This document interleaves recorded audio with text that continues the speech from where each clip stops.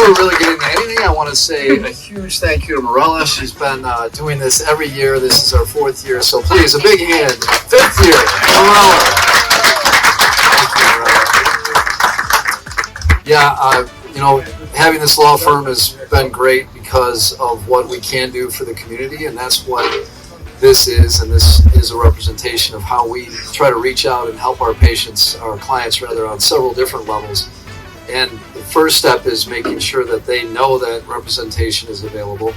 And that's why we want to make sure that the leadership that's represented here today knows that we are a resource for them, and we take a really big responsibility when a client calls us, because a lot of times these guys are very nervous. The last thing you want to do when they get a bad diagnosis is try to talk to a lawyer and figure that all out. So we always see that as one of our big missions, is to make sure that we communicate.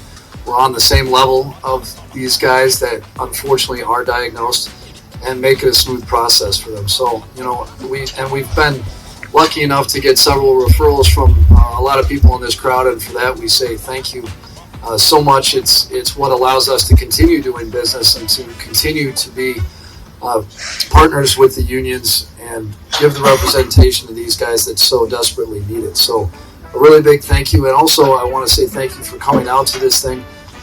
I talked about what our mission is and what this allows us to do. Number one is to be on that level with the guys that need us, but also number two, this helps us raise money for Rush so that we can do early lung cancer screenings, because the guys that worked with asbestos, the guys that unfortunately almost always smoked, because that's what was popular and that was the thing to do back then, and it still is, those guys are the ones that are at risk. And so what we did today and what we've done in years past is raise some money, and I think Morel will probably tell us how much we raised.